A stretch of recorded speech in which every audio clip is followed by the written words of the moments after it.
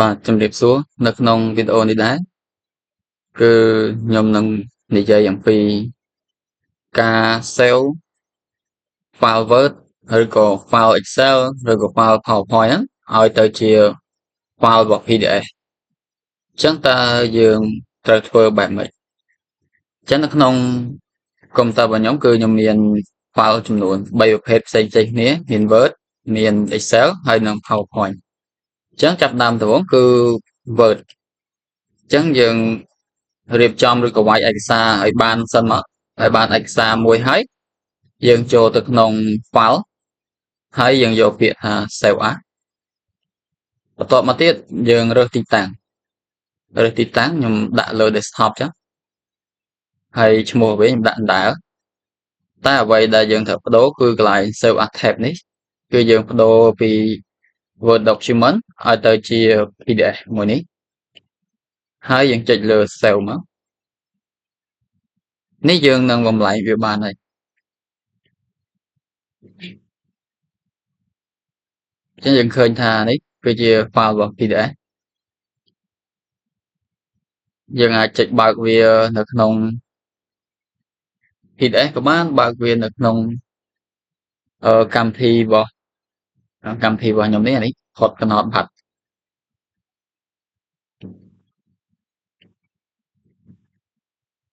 អញ្ចឹងពេលដែលយើងបើកវាមកគឺជា file PDF បែបនេះអញ្ចឹងយើងអាចសេរីឬក៏ផ្លាស់ប្ដូរបានទេអញ្ចឹងភាគច្រើនដែលយើងឃើញ file មួយនេះ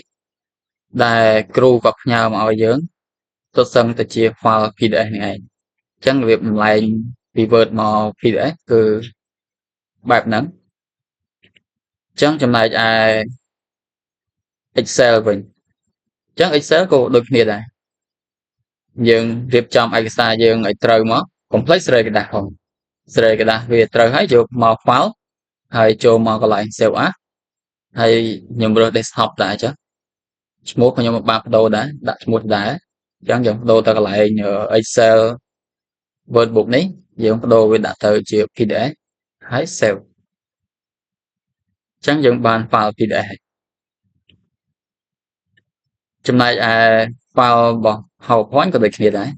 ចូលមកបែបនេះមកហើយយើងចូលមកកន្លែង file ហើយចូលមកកន្លែង save as ហើយរើស desktop បដូរទីតាំងហើយយើងដាក់ PDF មកហើយ save អញ្ចឹងយើងនឹងបាន file PDF មកហើយបន្ទាប់ពីយើងធ្វើបែបនេះមកគឺយើងបាន file ចំនួន2អញ្ចឹង Word file ដើមរបស់វាមួយហើយនឹង file ដែលយើងប្រវាយទៅជា PDF មួយអញ្ចឹងវាមានចំនួន3 Word Excel PowerPoint នេះ Word Excel PowerPoint នេះគ្នាអញ្ចឹងរបៀបយើងបំលែងវាទៅជា PDF គឺបំលែងបែបហ្នឹង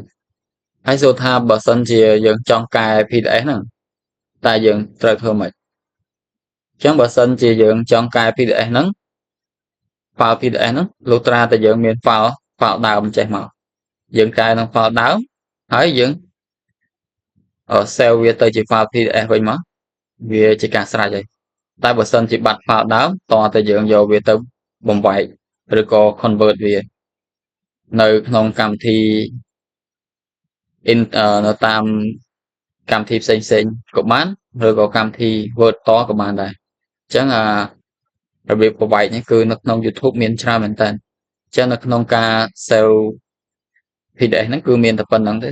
សង្ឃឹមថាអ្នកទាំងអស់គ្នានឹងបានចេះទាំងអស់គ្នាសូមអរគុណជួបគ្នានៅវីដេអូក្រោយទៀតបាយបាយ